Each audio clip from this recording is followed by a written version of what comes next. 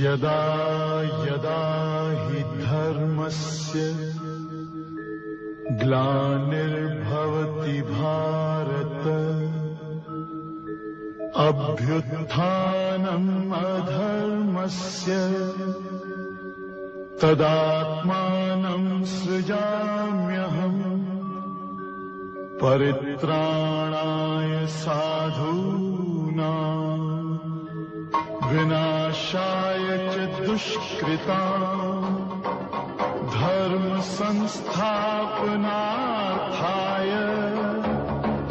संभवामि युगे युगे संभवामि युगे युगे।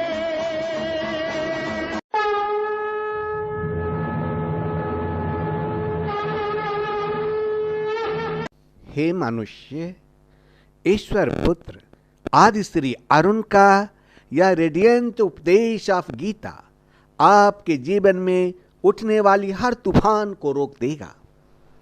अब आप मेरी बात ध्यान से सुनो, जीवन का रहस्य जानो, संसार के वास्तविक रूप को समझो।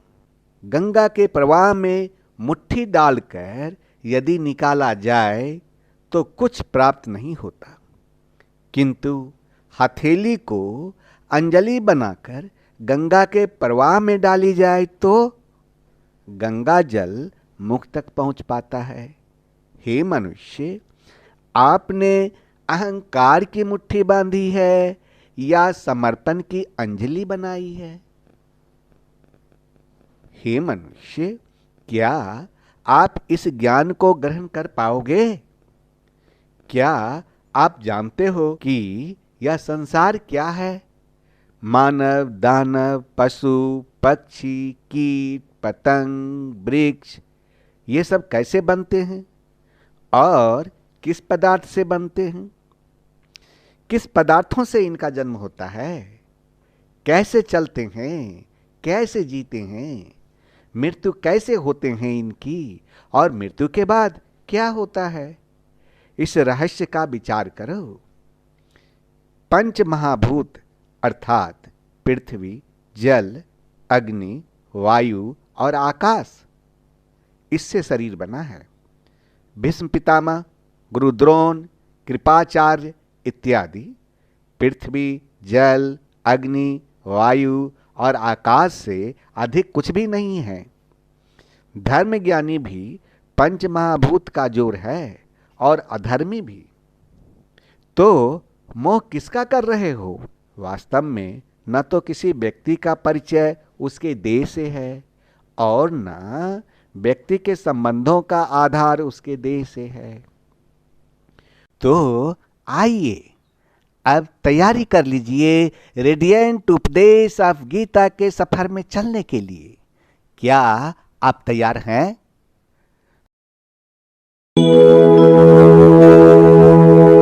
Today we have thanked the Almighty. Prabhu, we are your devotee.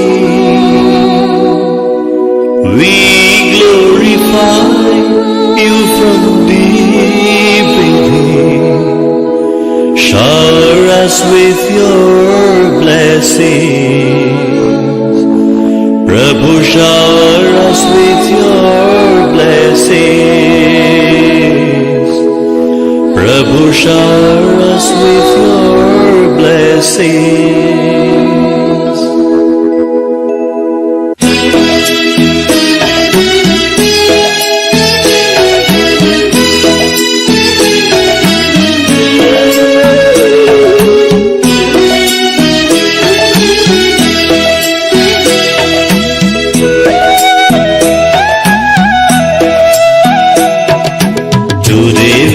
Thanked the Almighty. Prabhu, we are your devotee. We glorify you from deep within. Shower us with your blessings. Prabhu, Prabhu shower us with your blessings. Prabhu shower us with your blessings.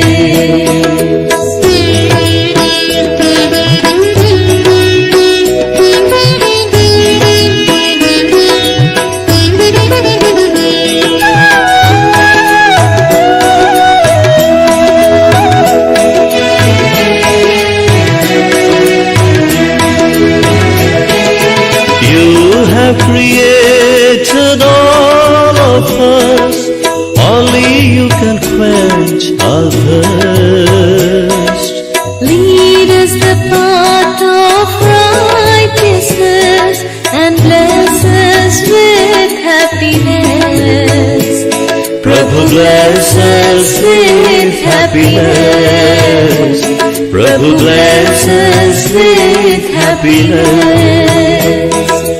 Today we have thanked the Almighty. Prabhu, we are your devotees. We glorify you from deep within. Shower us with your blessings. Prabhu, shower us with your blessings. Prabhu, shower us with your blessings.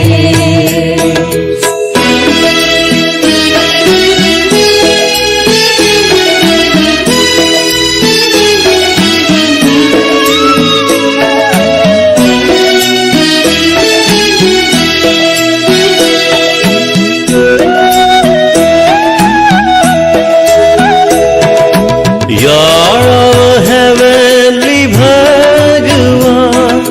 Help us to love everyone. Rid our hearts of jealousy and let us always be your devotees. Let us always be your devotees. Prabhu, let us always be your devotees. Today we have thanked the Almighty. Prabhu, we are your devotees. We glorify you from deep within. Shower us with your blessings. Prabhu, shower us with your blessings. Prabhu, shower us with your blessings.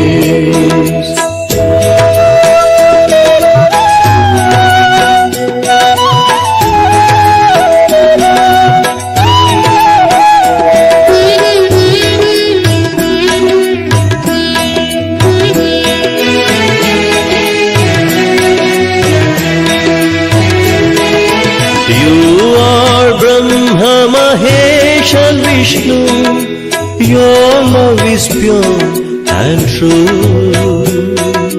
Help us to protect our dharma and purify our karma. Prabhu, purify our karma. Prabhu, purify our karma. Today we have thanked the Almighty. Prabhu, we are your devotees. We glorify you from deep within. Shower us with your blessings.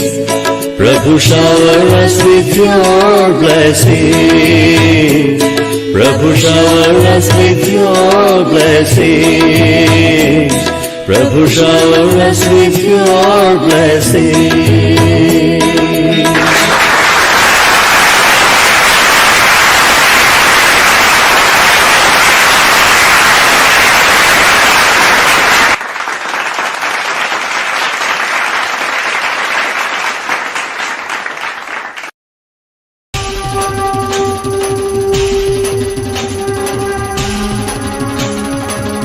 ईश्वर पुत्र आदि श्री अरुण तेरा ब्रह्म ज्ञान व्यापक था, व्यापक है, व्यापक रहे।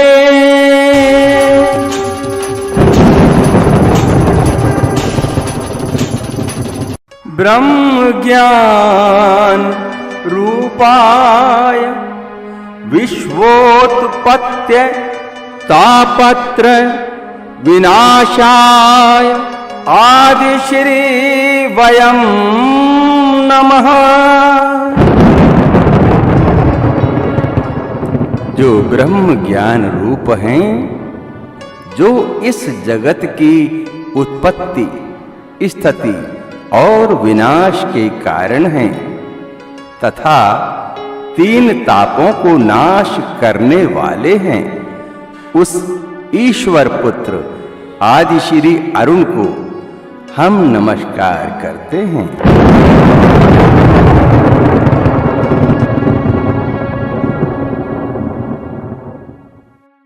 हे ईश्वर पुत्र आदि श्री अरुण, काल प्रशासन की प्रेरणा से मैं आपसे मंत्रणा करने आई हूँ।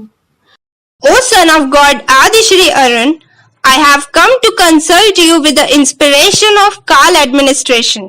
हे देवी, मंत्रणा कक्ष में आपका स्वागत है। हे देवी, welcome to the consultation room. अब आपको आज से ही कली पुरुष से टक्कर लेने के लिए तैयारी शुरू कर देनी चाहिए, इसीलिए मैं आपकी सेवा में आई हूँ। अब आप कली पुरुष तथा उनके प्रतिनिधि का विनाश करने के लिए अपने योद्धाओं को आदेश दीजिए। अब आप लोगों को उपदेश देने में समय को बर्बाद नहीं कीजिए। Now you should start preparing to compete with Kali Purush from today itself. That's why I have come to your service. Now you order your warriors to destroy Kali Purush and his representative. Now don't waste your time giving instructions to people. आपने काल प्रशासन के द्वारा निर्धारित किए गए समय से मुझको अवगत कराया है, यह तो बहुत अच्छी बात है। लोगों को उपदेश करने में समय की बर्बादी नहीं हो रही है। मेरा यह अवतार संपूर्ण प्रेम का अवतार है। यह समय तो मुझे मेरे भक्तों के बीच प्रेम लीला का है, जिसमें लोगों को महसूस करवाना है कि सबसे पहले ईश्वर ने मनुष्य से प्यार किया, मनुष्य ने नहीं, मनुष्य तो बाद में प्यार किया। पूरा जगत ही उनके प्रेम के आकर्षण का परिणाम है। You have made me aware of the time fixed by the Kal administration. It is a very good thing. There is no wastage of time in preaching to the people. This incarnation of mine is embodiment of perfect love. This is the time for me to play love among my devotees, in which I have to make people realize that first of all God loved man and not man. The whole world is the result of the attraction of this love. परंतु आज की राजनीति में उसका प्रयोजन क्या है? But what is its purpose in today's politics? उसका प्रयोजन है मनुष्य को यह सिखाना है कि प्रेम के बिना सृष्टि नहीं है, और यदि सृष्टि हो भी गई तो प्रेम के बिना मनुष्य का जीवन अधूरा है। केवल राजनीति ही जीवन को पूरा नहीं करती और ना ही वह जीवन का लक्ष्य है। जीवन का अंतिम लक्ष्य है प्रेम, केवल प्रेम, क्योंकि वहीं से भक्ति का रास्ता शुरू होता है। Its purpose is man has to learn that without love there is no creation, and even if the creation is done, then without love the life of man is incomplete. Politics alone does not fulfill life, nor is it the goal of life. The ultimate goal of the life is love, only love, because from there the path of devotion begins. वो सब तो ठीक है, परंतु आज के समय में अमेरिका तो सुपर पावर है ही, लेकिन अमेरिका को छोड़कर 3 और देश सुपर पावर बनने का ख्वाब देख रहा है। आज की राजनीति ये कहती है कि अनेकों परमाणु बम से विकसित शक्तिशाली कई देश हैं जिस पर कलि पुरुष के प्रतिनिधि का शासन है।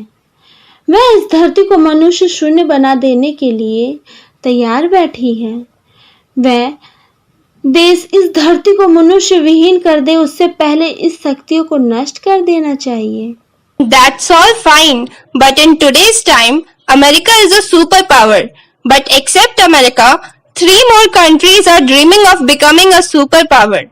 Today's politics says that there are many powerful countries developed with many atomic bombs which are ruled by the representative of Kali Purush.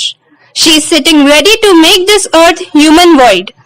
These powers should be destroyed before those countries make this earth humanless.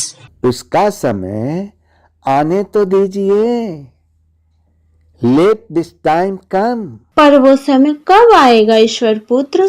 But when will that time come, Son of God? आने ही वाला है, परंतु अभी नहीं। अभी तो ईश्वर पुत्र आदि श्री के संपूर्ण प्रेम लीला का समय है। विनाश का लीला आरंभ करने से पहले ईश्वर पुत्र आदि श्री अरुण मनुष्यों को यह संदेश देना चाहता है कि अंततः केवल प्रेम ही सृष्टि का आधार है और प्रेम ही जगत का सार है। It's about to come, but not now. Now is the time for the complete love leela of Son of God Adisri Arun. Before starting the leela of destruction, the Son of God Adisri Arun wants to give this message to the human beings, that ultimately love is the basis of the creation and love is the essence of the world. प्रेम ही सब वेदों का सार, प्रेम ही सब वेदों का सार, आदि श्री की परम कृपा से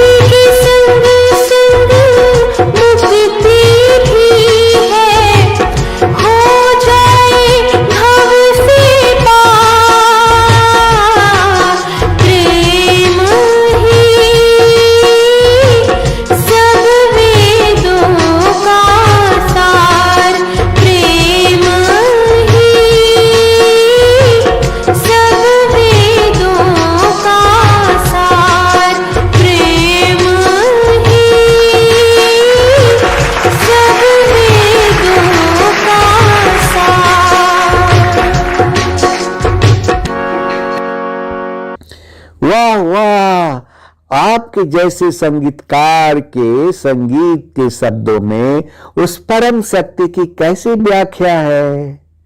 वास्तव में संगीतकार की दूरदृष्टि ही समय की सीमाओं को लांघकर उस परम शक्ति को देख सकती है कि वह शाश्वत है। वाह!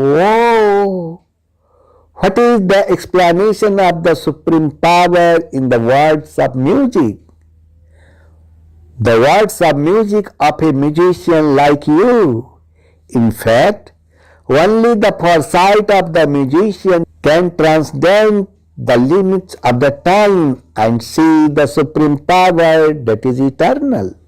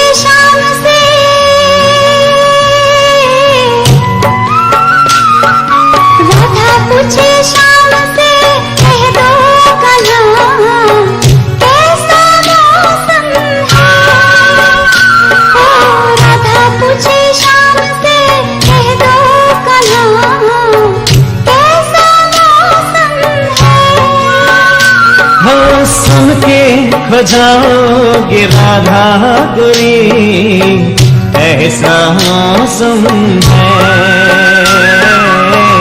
ऐसा मौसम है।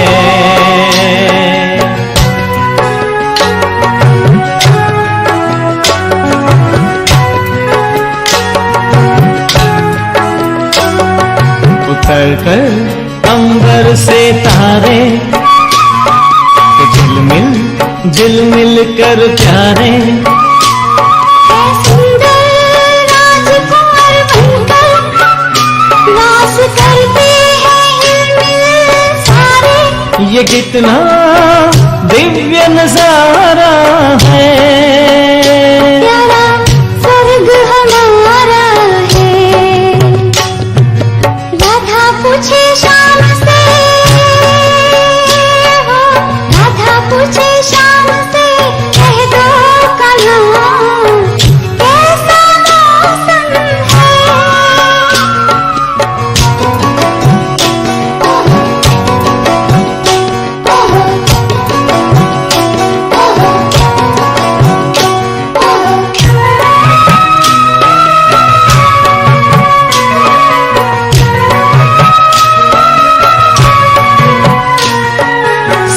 सोने जैसे दिन और चांद जैसी रातें हैं,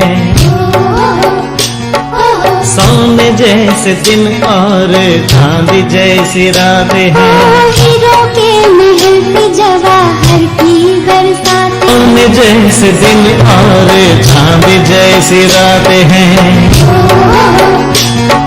सोने जैसे दिन और चांद जैसी रातें हैं, हीरो के महल पे जवाहर की बरसातें हैं। सिर पर मोर मुकुट धारे, बेकल कल जमुना किनारे, है सुंदर राजकुंवर बनकर रास करते हैं हिलमिल सारे।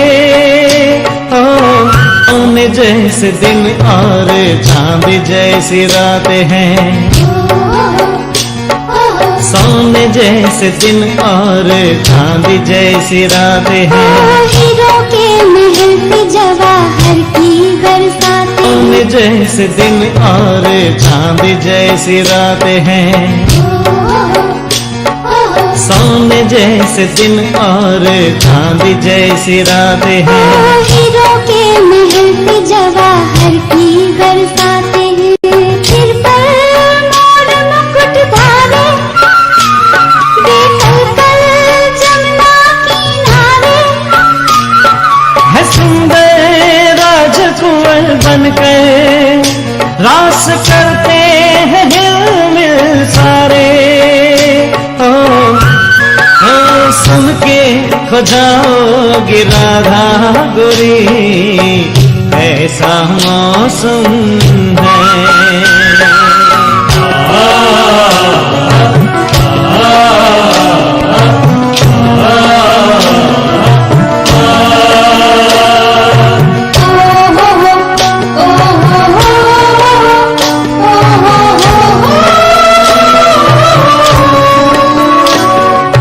पावन मुखड़ों पे प्यारी मुस्कान है, ओ पावन मुखड़ों पे प्यारी मुस्कान है, बागों में बहारों में ये सुख की भरी खामें, बागों में बहारों में ये सुख की भरी खामें, फसा में हम मन के गुब्बारे, दिशा में खुशी के फुवारे, है सुंदर राजकुंवर बनकर रास करते हैं हिलमिल सारे। ओ राधा पूछे शाम से, हो राधा पूछे शाम से, कह दो कन्हा कैसा मौसम है।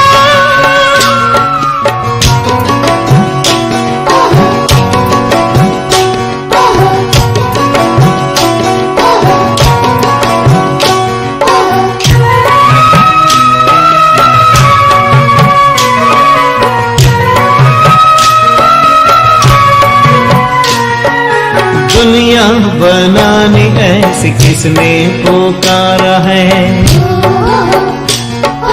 दुनिया बनानी ऐसी किसने पुकारा है, बेहद गगन हो जैसे मिलता इशारा है, सुखद संकल्प यही धारे, नयन वही नवयुग निहारे, है देवी राजकुंवर बनकर रास करते हैं हिलमिल सारे। ओ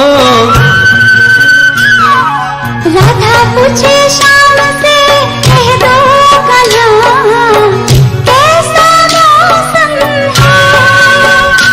ओ राधा पूछे शाम से, कह दो कन्हा कैसा मौसम है।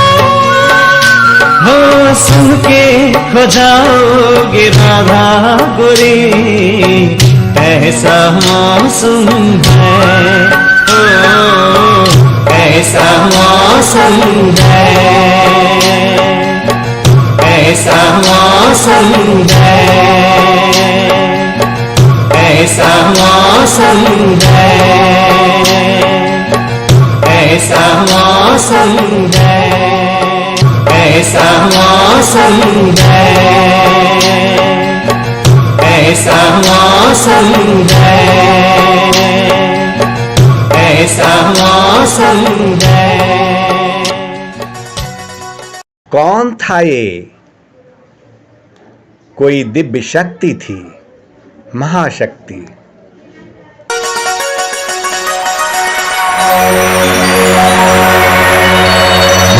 बस तुम्हें भी ऐसी ही दुनिया बनानी है।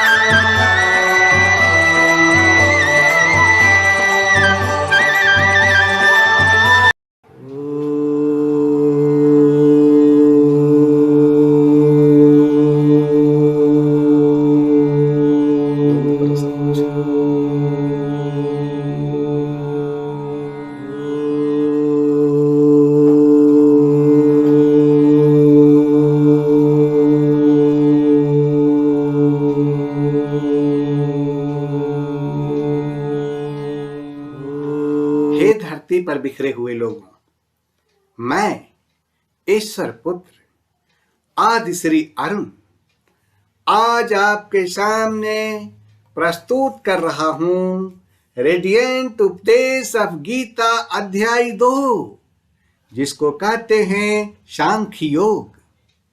आज की चमक दमक दुनिया में जीवन तो सब जीते हैं, किंतु संसार में कितने ऐसे आदमी हैं जिनको इस जीवन को जीने का सही तरीका आता है। आज के उथल पुथल की दौर में भटके हुए मनुष्य को इस सत्य को समझा देना ही मेरा ध्येय है इस रेडिएंट उपदेश गीता का।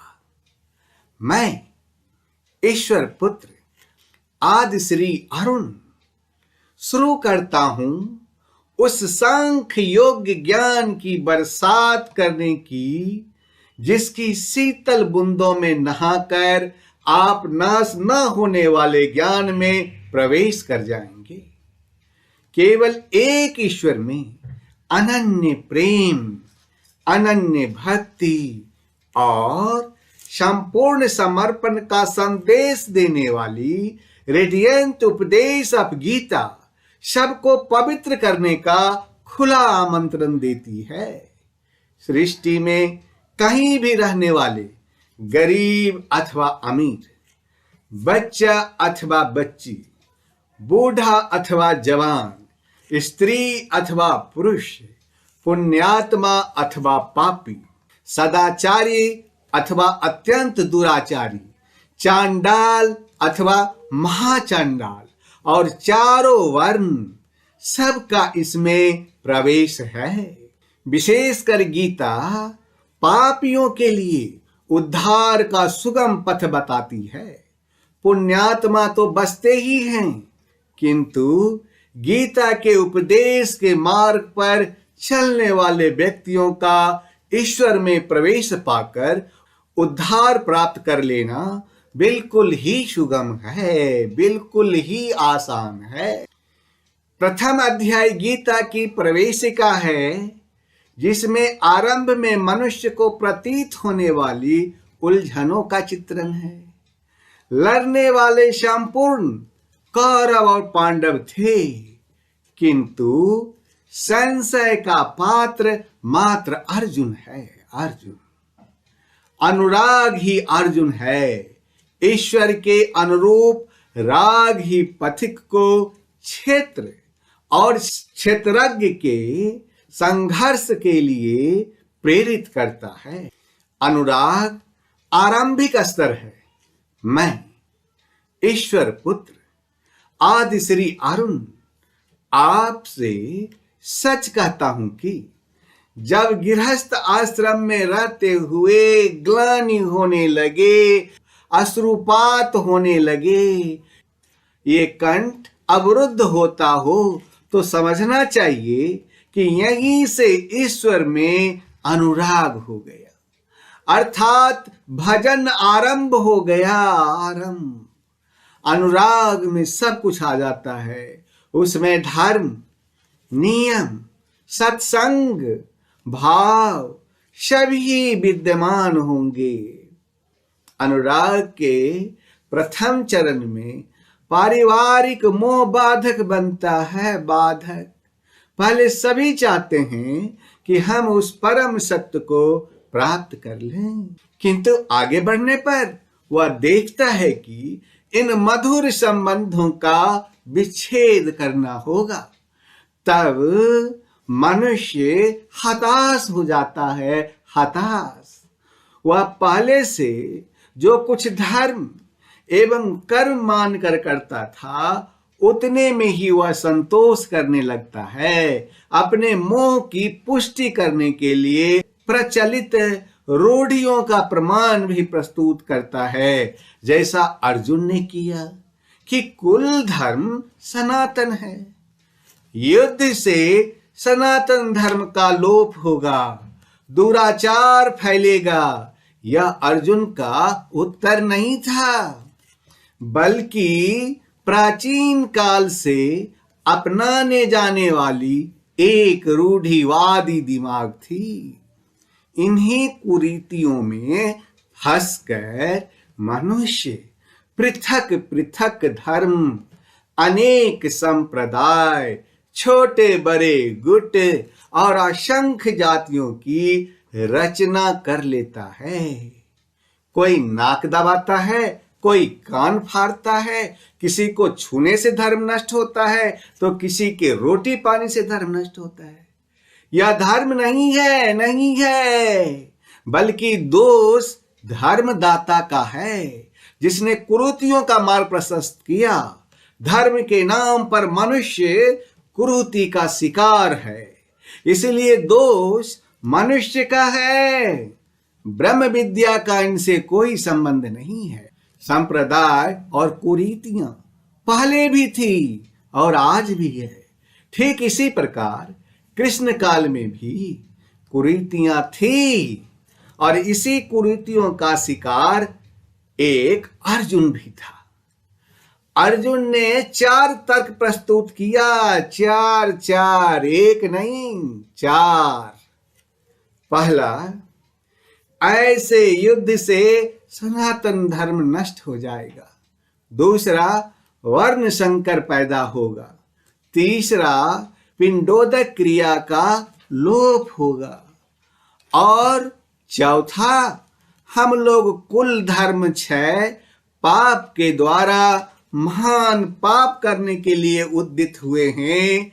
इस पर योगेश्वर श्री कृष्ण क्या कहते हैं, यह सुनिएगा रेडिएंट उपदेश ऑफ गीता अध्याय 2 में।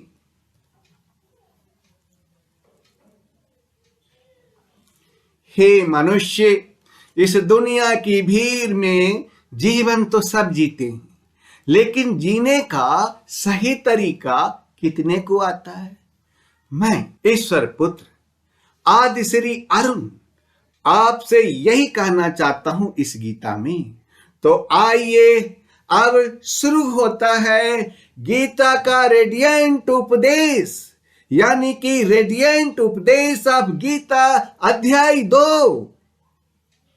पहले अध्याय में अर्जुन का दुख और दुविधा जाने, परंतु अब ईश्वर पुत्र अरुण उसका उत्तर देंगे।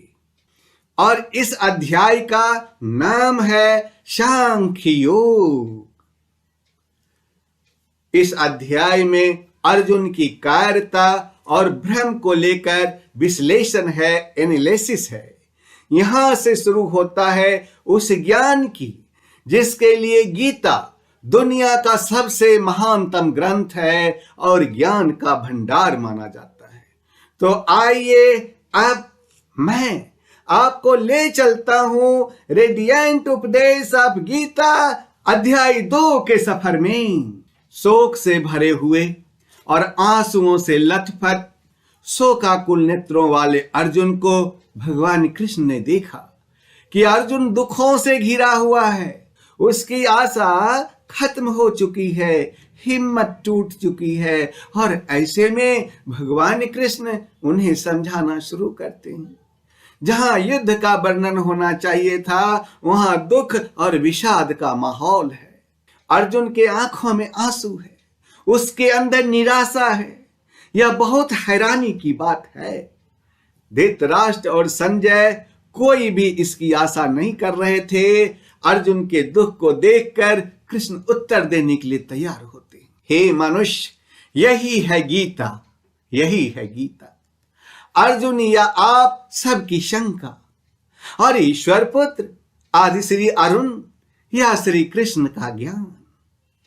ईश्वर पुत्र आदि श्री अरुण या श्री कृष्ण बोलते हैं कि हे अर्जुन, तेरी ये हालत इस समय असमय में किस कारण से हुआ है?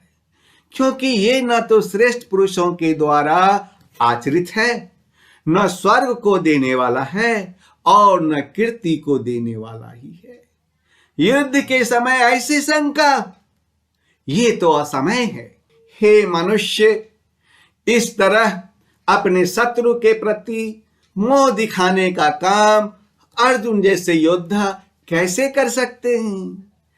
अपने कर्म से अगर कोई मुंह मोड़ कर मोह या किसी और वजह से हताश बैठ जाए तो वह ठीक नहीं है। ऐसा करने से कभी कोई लाभ नहीं होता। अर्जुन को समझाने के क्रम में ईश्वर ने कहा कि शक्तिहीनता को मत प्राप्त हो। अगर तुम युद्ध में आया है तो युद्ध कर, युद्ध। ऐसे डर मत, तेरे जैसे धनुर्धर के लिए यह शोभा नहीं देता है। यह सभा नहीं कि तुम अपने मन की कमजोरी दिखाओ।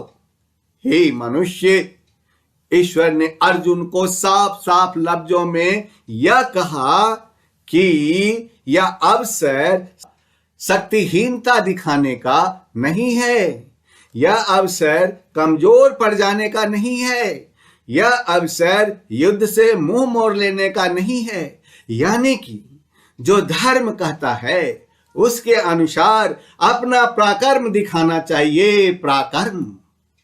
हे मनुष्य, बुरे समय में जब आपको भी शंका सताए तो आप इस बात को याद रखना कि इस मन की दुर्बलता को छोड़ उस कर्म के बारे में सोचना जिस कर्म को आप करने के लिए आए हैं।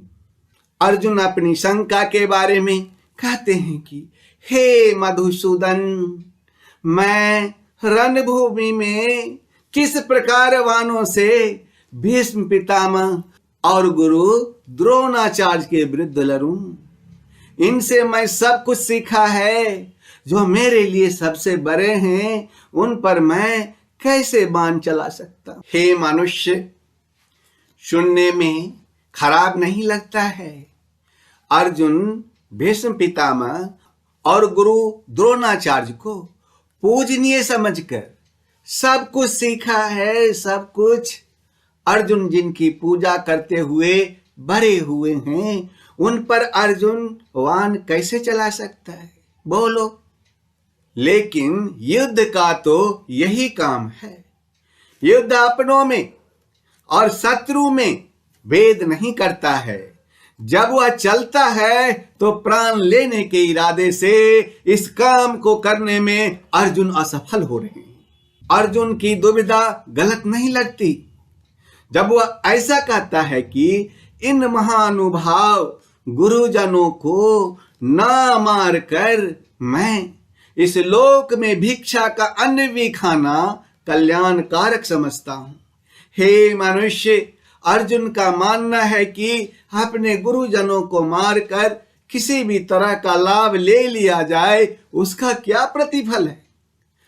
अपने इन लोगों को मारकर उससे अर्थ और भोग, धन धान्य, ऐश्वर्य, ये सब तो मैं प्राप्त कर लूंगा, परंतु ऐसे भोगों से हमें क्या प्राप्त होगा, क्या प्राप्त होगा। हे मनुष्य, दुनिया में ना जाने कितने ऐसे लोग हैं जो चाहते हैं कि परिवार भी ना छूटे और मोक्ष भी प्राप्त हो जाए, परंतु यह संभव नहीं है। हे मनुष्य, अर्जुन कहता है कि हम ये भी नहीं जानते कि हमारे लिए युद्ध करना और ना करना, इन दोनों में कौन सा श्रेष्ठ है। अथवा हम ये भी नहीं जानते कि उन्हें हम जीतेंगे या हमको वो जीतेंगे। और जिनको मारकर हम जीना भी नहीं चाहते, वे ही हमारे आत्मीय धृतराष्ट्र के पुत्र हमारे मुकाबले में खड़े। भविष्य में क्या होगा ये तो कोई भी नहीं जानता। विधि ने क्या विधान में लिखा है उसके बारे में किसी को नहीं पता है। लेकिन वर्तमान में हम जो करना चाहते हैं उसका निर्णय हमारे हाथ में होता है, हमारे हाथ में। हमारे कर्म सिर्फ और सिर्फ हमारे ही हाथ में है। तो क्या युद्ध जीतने के लिए अपनों को मारना ठीक है? अपने कर्म को पूरा करने के लिए हमें किस सीमा तक जाना चाहिए और किस सीमा को पार करना चाहिए, इसलिए कायरता रूप दोष से उपहत हुए स्वभाव वाला तथा धर्म के विषय में मोचित हुआ मैं आपसे पूछता हूं, जो साधन निश्चित ही कल्याणकारक हो वह मेरे लिए कहिए, क्योंकि मैं आपका शिष्य हूं, मैं आपके शरण में आया हूं, इसीलिए मुझको शिक्षा दीजिए। हे भगवान, हे भगवान कृष्ण, हे मधुसूदन, मुझको शिक्षा दीजिए। हे मनुष्य, विपरीत समय में आप डर जाते हैं, जिसके कारण आपके अंदर कंफ्यूजन का भाव आपके अंदर आता है। अर्जुन इस बात को मान रहा है कि वह कंफ्यूज है, कायरता का दोष वह अपने ऊपर ले रहा है। इसी कारण अर्जुन कहता है कि हे कृष्णा, मैं आपका शिष्य हूं, मैं आपका स्टूडेंट हूं, मैं आपको सरेंडर करता हूं। आप मुझको बताइए कि क्या सही है। क्यों? क्योंकि दुविधा के समय गुरु ही एकमात्र सहारा होता है और गुरु से कुछ भी नहीं छिपाना चाहिए। गुरु के सामने खुलकर अपना भय, अपना दर्द, अपनी शंका सब कुछ बताना चाहिए। अगर आप ऐसा करेंगे तभी तो आपको मार्गदर्शन मिलेंगे, मार्गदर्शन।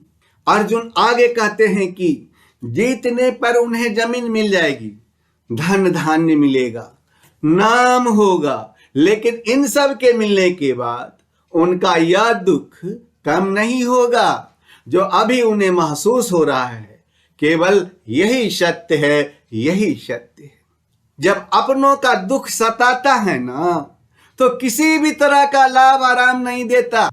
और उससे भी बड़ी बात, अगर आप शोक में है ना, आप दुख में है ना, तो जब तक आप उस दुख को दूर नहीं करेंगे, उसकी वजह को नहीं ढूंढ लेंगे या ढूंढने का उपाय नहीं करेंगे, दुनिया का कोई भी सुख, कोई भी आराम आप नहीं ले पाएंगे। संजय धृतराष्ट्र को बोलते हैं कि हे राजन, निद्रा को जीतने वाले अर्जुन अंतर्यामी कृष्ण को फिर से कहते हैं, मैं युद्ध नहीं करूंगा।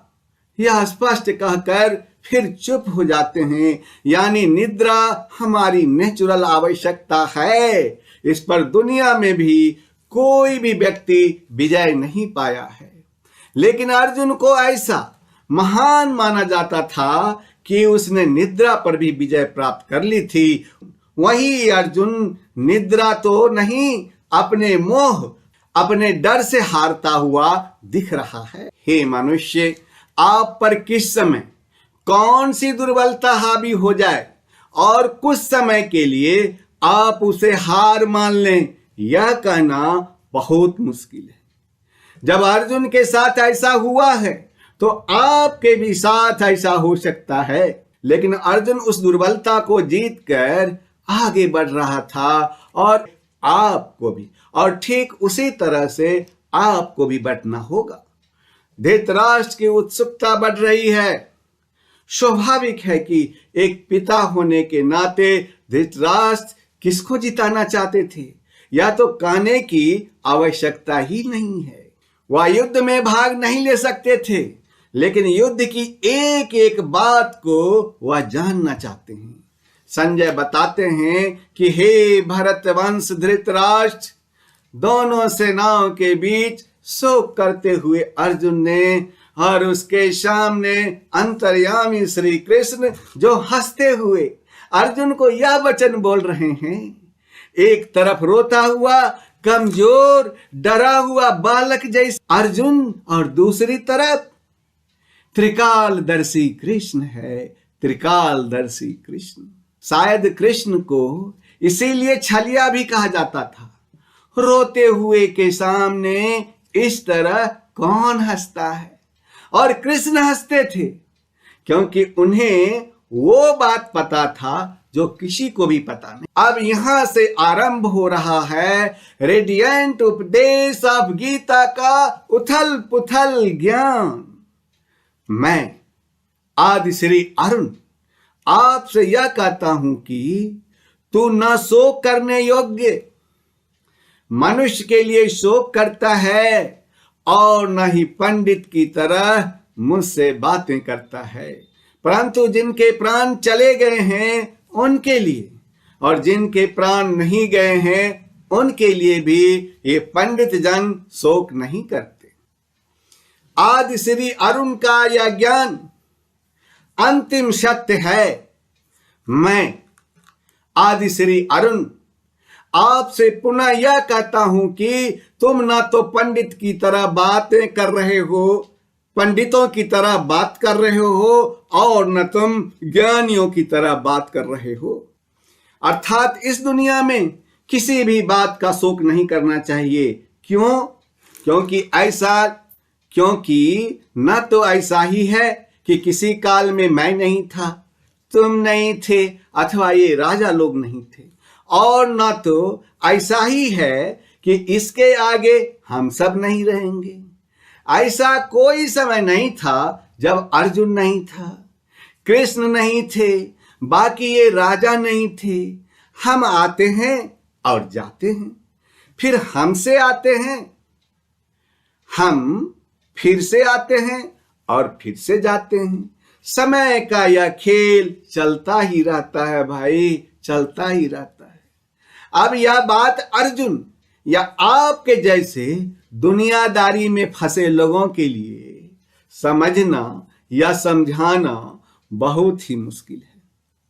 मैं आदि श्री अरुण आपको इसी से बाहर निकालना चाहता। का पहिया तो चलता ही रहता है, हर काल में हमारे जैसे, आपके जैसे और अर्जुन के जैसे और कृष्ण के जैसे लोग होते हैं, और आने वाले समय में भी हम तीनों होंगे और ऐसा ही खेल फिर से शुरू होगा। मनुष्य, मैं आदि श्री अरुण आपको जीवन का खेल समझाने के क्रम में आपसे यह कहना चाहता हूं कि जैसे जीवात्मा के देह में बालकपन, जवानी, वृद्धावस्था होती है, ठीक वैसे ही अन्य शरीर की प्राप्ति होती है।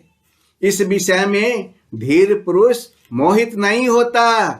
आपका आत्मा तो वही रहती है, लेकिन ये शरीर बचपन से बुढ़ापे की तरह बदलता है, वैसे ही नए जन्म में नया शरीर मिलता है।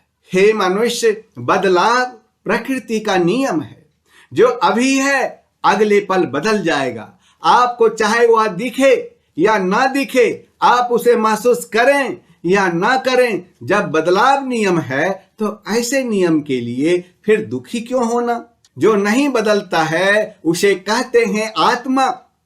आत्मा के इस परिभाषा को ध्यान से समझ लीजिए कि शरीर बदलता है और आत्मा कभी नहीं बदलती।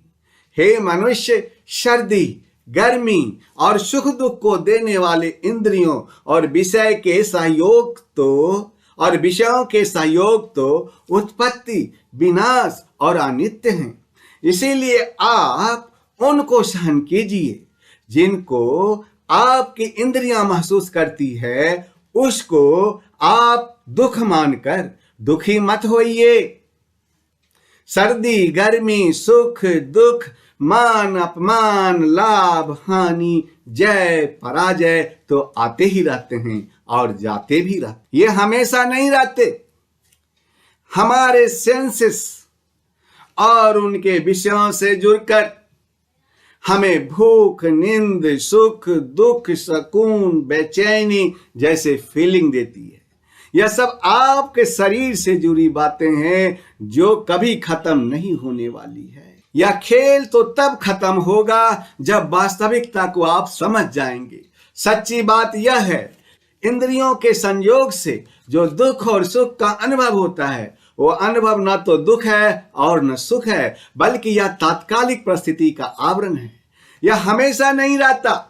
जैसे वर्षा के दिनों में आकाश में काले बादल पानी का एक क्षणिक आवरण है जो वर्षा होने के कुछ देर बाद खत्म हो जाता है।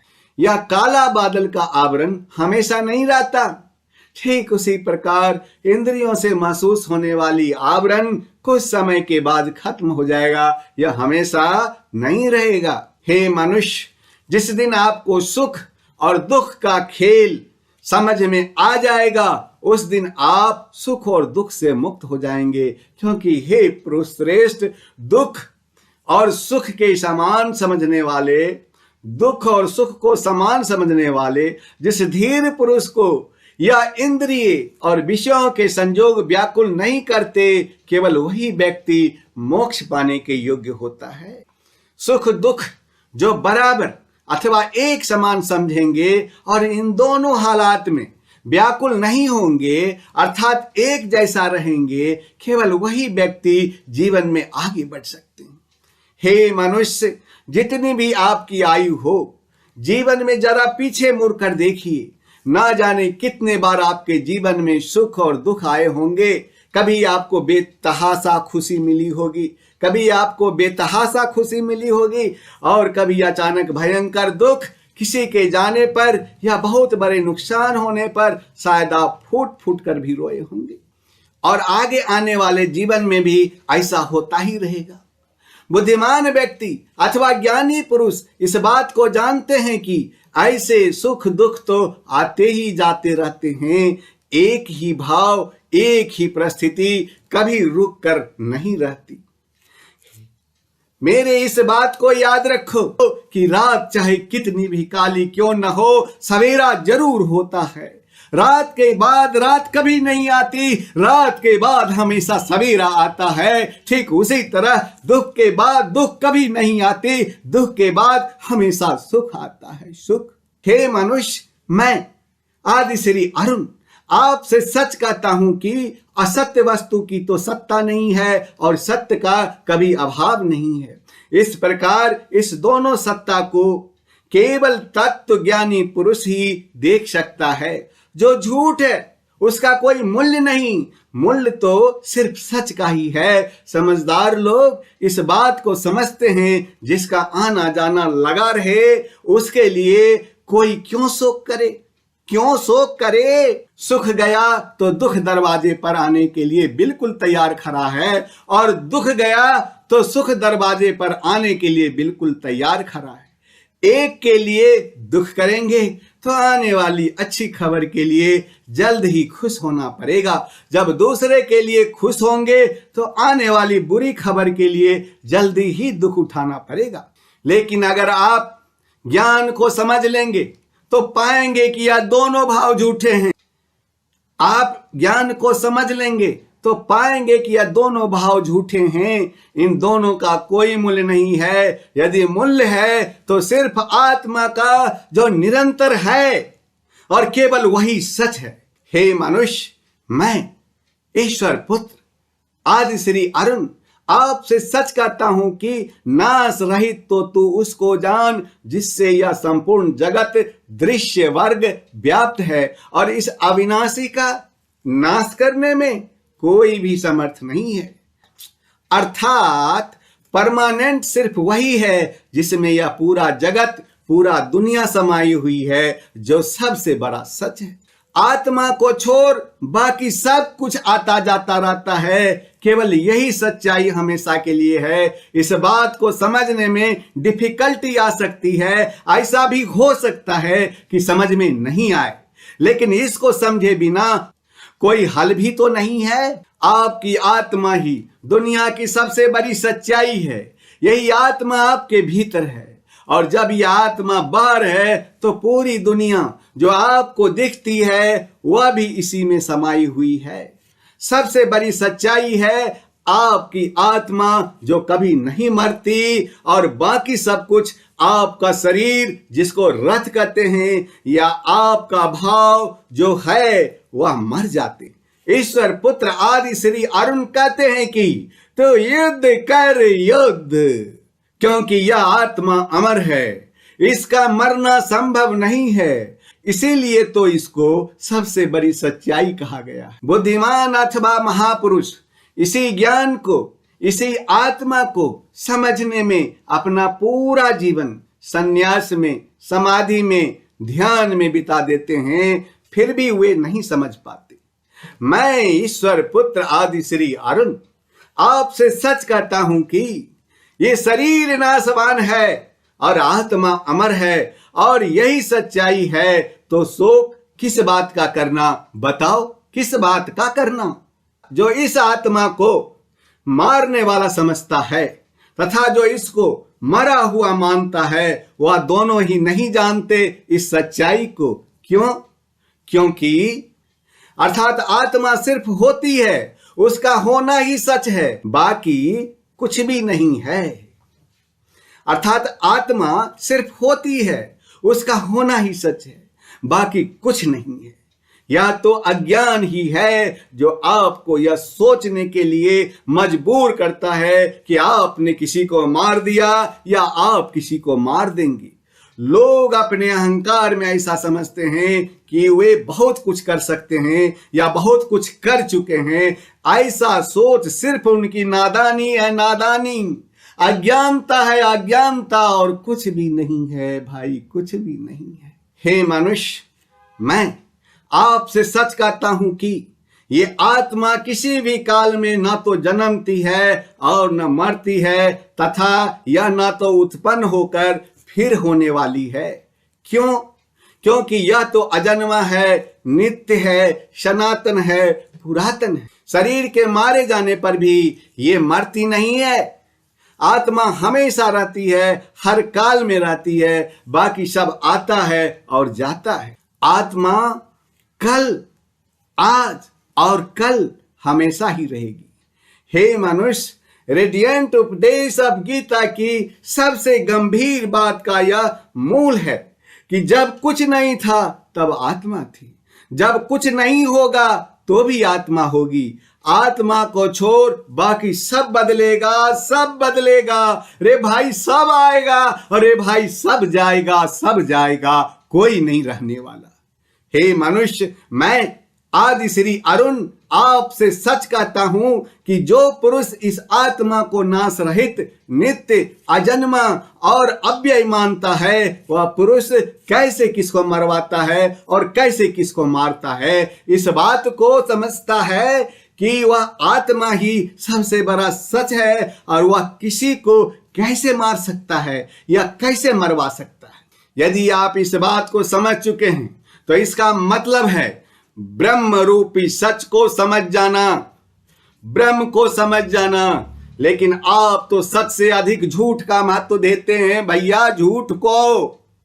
आत्मा से देखा पार्थिव शरीर को कि पार्थिव शरीर जो मिट्टी से बना है वह अग्नि में जलकर उसी में मिल जाएगा और फिर मिट्टी से मिट्टी हो जाएगा और फिर से मिट्टी हो जाएगा। फिर आप भी आत्मा को महत्व ना देकर शरीर को महत्व देते हैं। हे मनुष्य, आपको महत्व देना है अपनी आत्मा को जो हमेशा थी और हमेशा रहेगी। जैसे मनुष्य पुराने वस्त्र को त्याग कर दूसरे नए वस्त्र को ग्रहण करता है, ठीक वैसे ही जीवात्मा पुराने शरीर को त्याग कर दूसरे नए शरीर को धारण करता है। यानी कि आत्मा को छोड़ बाकी सब वैसे ही बदलता है जैसे आप कपड़ा बदलते हैं। पुराने कपड़े फट जाने पर, उसके धागे धागे अलग हो जाने पर उसे छोड़ दिया जाता है। ठीक उसी प्रकार से किसी व्यक्ति का अलग अलग कारण से जब मृत्यु होती है और शरीर रहने लायक नहीं रहता, तब आत्मा उसको छोड़कर दूसरे शरीर में चली जाती। हे मनुष्य, शरीर की आयु होती है परंतु आत्मा की आयु नहीं होती। जब देह की आयु पूरी हो जाती है तो उसकी सांसें रुक जाती है और आत्मा अपने घर को छोड़कर दूसरे घर में चली जाती है। हे मनुष्य, मैं ईश्वर पुत्र आदि श्री अरुण आपसे सच कहता हूं कि इस आत्मा को शस्त्र काट नहीं सकते, इसको आग जला नहीं सकते, इसको जल गला नहीं सकती और वायु सुखा नहीं सकती। आत्मा कोई वस्तु नहीं जो जल जाए, कट जाए या सूख जाए। आत्मा के इसी स्वरूप को मैंने आपको समझाया कि जैसे कपड़ा फटता है, गल जाता है, ठीक उसी प्रकार आत्मा को मत समझना और न इसको कोई वस्तु समझने की भूल करना। उस आत्मा को इस दुनिया की किसी भी वस्तु से तुलना मत करो। आत्मा किसी के भी जैसा नहीं है, उसका कोई दूसरा समानता भी संभव नहीं है। आत्मा अपने आप में बिरला है और अनूठा है। यह आपसे पहले भी था, आज भी है और आगे भी रहेगा।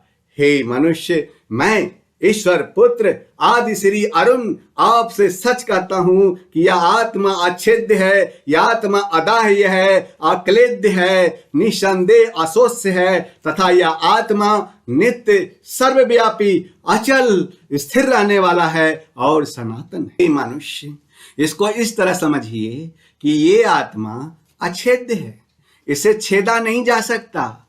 आत्मा अदाह्य है, इसे जलाया नहीं जा सकता। अक्लेद्य है, इसे गीला भी नहीं किया जा सकता। और निसंदेह ही अशोष्य है, यानी कि इसे सुखाया भी नहीं जा सकता। यह आत्मा नित्य सर्वव्यापी अचल और स्थिर रहने वाली और सनातन है। हे मनुष्य, क्या आप जानते हैं कि सनातन का अर्थ क्या होता है? इसका अर्थ है जो हमेशा से है और हमेशा रहेगा। मैं ईश्वर पुत्र आदि श्री अरुण आपसे यह कहता हूं कि मनुष्य नाशवान है। इसका अर्थ यह है कि जब मनुष्य का शरीर नाशवान है तो इस शरीर की हर इच्छा पूरा करने पर ध्यान नहीं दीजिए। हे मनुष्य, मैं ईश्वर पुत्र आदि श्री अरुण आपसे सच कहता हूं कि जब आत्मा का नाश नहीं होता तभी तो मुक्ति मिलना संभव है। अगर आत्मा का नाश ही हो जाए तो मुक्ति कैसे मिलेगी? शरीर का नाश हो जाता है, इसीलिए शरीर की मुक्ति नहीं होती।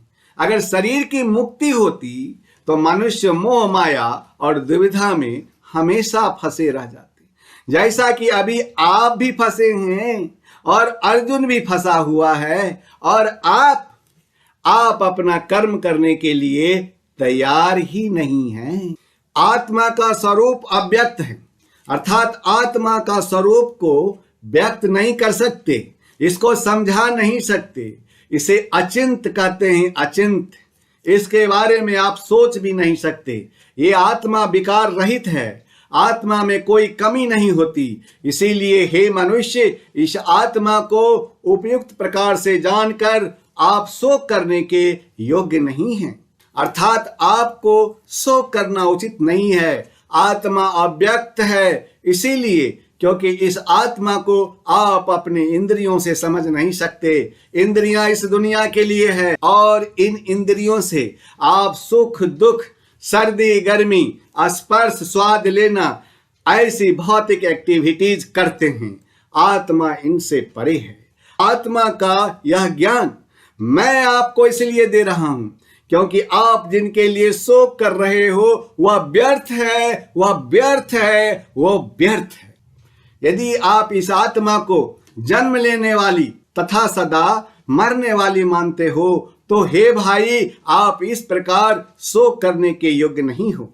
हे मनुष्य, जन्मे हुए की मृत्यु निश्चित है और मरे हुए का जन्म भी निश्चित है। अगर तुम इस सच्चाई को मानते हो कि जन्मे हुए की मृत्यु निश्चित है और मरे हुए का जन्म निश्चित है, तो भी आपको इस विषय में शोक करने का कोई हक नहीं है। हे मनुष्य, संपूर्ण प्राणी जन्म से पहले अप्रकट थे और मरने के बाद भी अप्रकट हो जाने वाले हैं, केवल बीच में ही प्रकट है। तो ऐसी स्थिति में शोक क्या करना? आपका होना या किसी का भी होना या जन्म और मृत्यु के बीच में होता है, तो शोक किसके लिए करना? अचानक से ही जन्म होता है, जब कोई नहीं था तो एक नया खिलता हुआ नया जीवन खुशियां लिए हुए आता है, लेकिन उसके साथ ही किसी के जाने की भी तैयारी शुरू हो गई है। ऐसा तो हो ही नहीं सकता। आप अच्छे को स्वीकार करें और बुरे के लिए शोक मनाते रहे। हे मनुष्य, कोई एक महापुरुष ही इस आत्मा को आश्चर्य की तरह देखता है और वैसे ही कोई दूसरा महापुरुष भी इसको तत्व से आश्चर्य की भांति वर्णन करता है, कोई दूसरा अधिकारी पुरुष इसे आश्चर्य की भांति सुनता है, और कोई तो सुनकर भी इसको नहीं जानता। यानी कि आत्मा को समझना बहुत ही मुश्किल।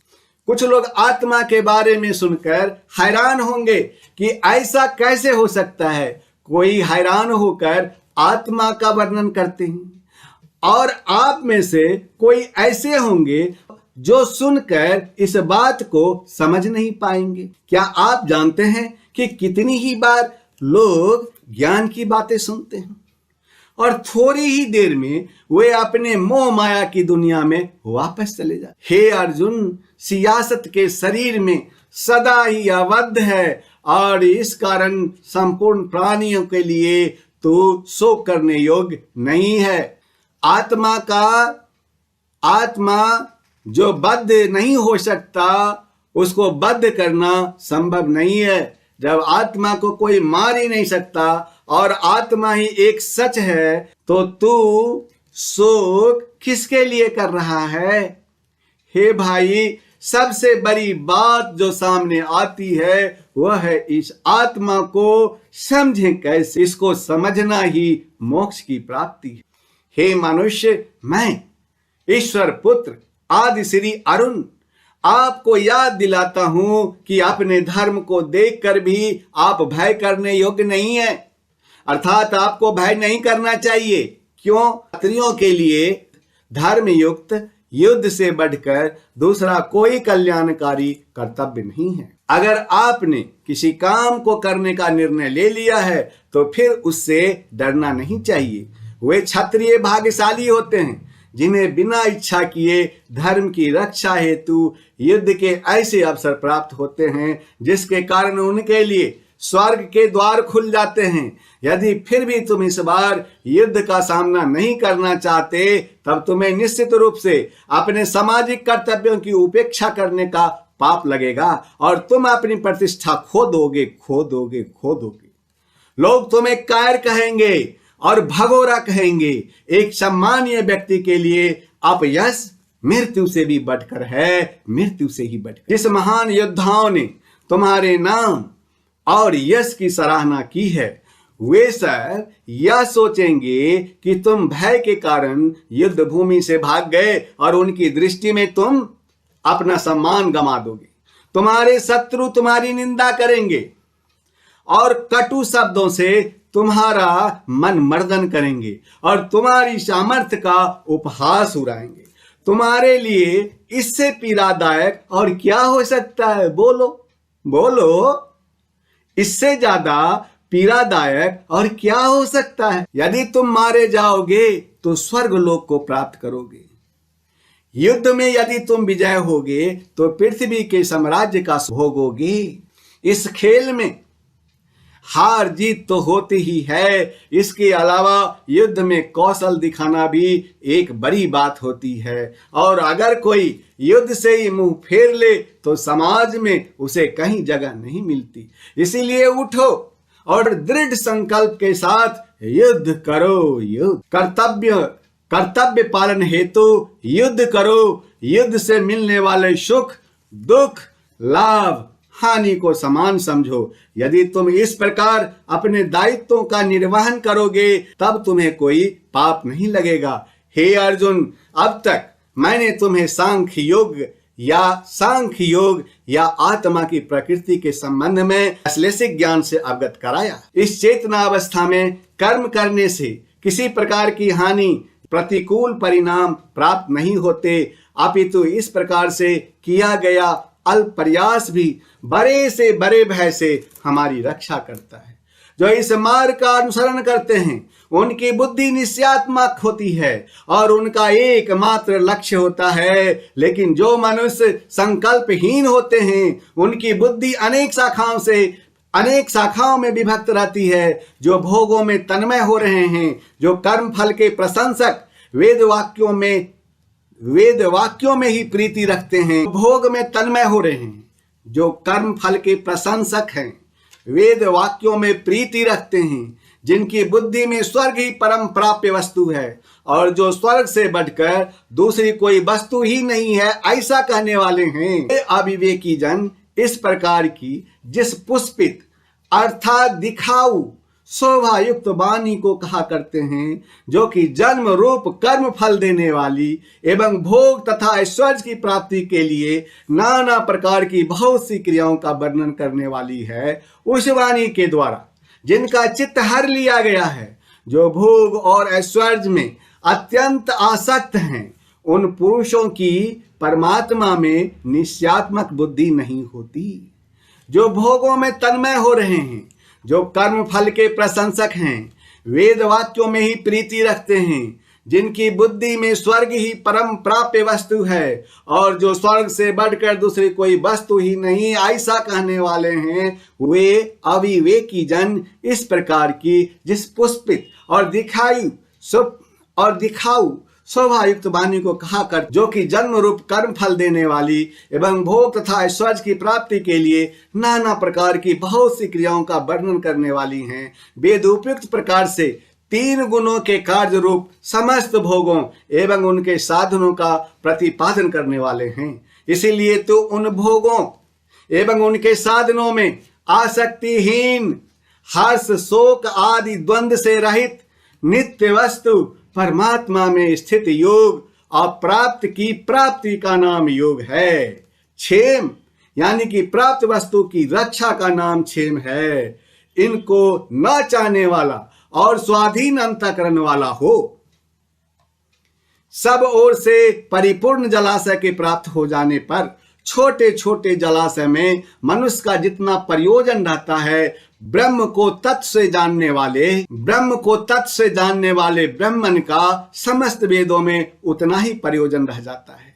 तेरा कर्म करने में ही अधिकार है, उसके फलों में कभी नहीं। इसलिए तू कर्मों के फल हेतु मत हो तथा तेरी कर्म न करने में आसक्ति भी न हो। इसीलिए समत्व रूप योग बुद्धि से सकाम कर्म अत्यंत ही निम्न श्रेणी का है। इसलिए हे धनंजय, तुम सम बुद्धि में ही रक्षा का उपाय ढूंढ, अर्थात बुद्ध योग का ही आश्रय ग्रहण कर, क्योंकि फल के हेतु बनने वाले अत्यंत दीन हैं। समबुद्धि युक्त पुरुष पुण्य और पाप दोनों को इसी लोक में त्याग देता है, अर्थात उनसे मुक्त हो जाता है। इससे तू समत्व रूप योग में लग जा। यह समत्व रूप योग ही कर्मों में कुशलता है, अर्थात कर्म बंधन से छूटने का उपाय है, छूटने का उपाय। क्योंकि समबुद्धि से युक्त ज्ञानी जन कर्मों से उत्पन्न होने वाले फल को त्याग कर जन्म रूप बंधन से मुक्त हो निर्विकार परम पद को प्राप्त हो जाते हैं। तब अर्जुन ने ईश्वर से पूछा कि समाधि में स्थित परमात्मा को प्राप्त हुए स्थिर बुद्धि पुरुष का क्या लक्षण है? वह स्थिर बुद्धि पुरुष कैसे बोलता है, कैसे बैठता है और कैसे चलता है? ईश्वर ने कहा कि जिस काल में यह पुरुष मन में स्थित संपूर्ण कामनाओं को भली भांति त्याग देता है और आत्मा से आत्मा में ही संतुष्ट रहता है, उस काल में वह स्थित प्रज्ञ कहा जाता है। दुखों की प्राप्ति होने पर जिसके मन में उद्वेग नहीं होता, सुखों की प्राप्ति में सर्वथा निष्प्रिय तथा जिसके राग भय और क्रोध नष्ट हो गए हों, ऐसा मुनि स्थिर बुद्धि कहा जाता है। जो पुरुष सर्वत्र स्नेह रहित हुआ उस शुभ या शुभ वस्तु को प्राप्त होकर न प्रसन्न होता है और न द्वेष करता है, उसकी बुद्धि स्थिर है। कछुआ सब ओर से अपने अंगों को जैसे समेट लेता है, वैसे ही यह पुरुष इंद्रियों के विषयों से इंद्रियों को सब प्रकार से हटा लेता है, तब उसकी बुद्धि स्थिर है। इंद्रियों द्वारा विषयों को ग्रहण न करने वाले पुरुष के भी केवल विषय तो निवृत्त हो जाते हैं, परंतु उनमें रहने वाली आसक्ति निवृत्त नहीं होती। इस स्थिति प्रज्ञ पुरुष की तो आसक्ति भी परमात्मा का साक्षात्कार करके निवृत्त हो जाती है। आसक्ति का नाश न होने के कारण ये प्रमथन स्वभाव वाली इंद्रियां यत्न करते हुए भी बुद्धिमान पुरुष के मन को बलात्पूर्वक हर लेती है भैया, हर लेती है।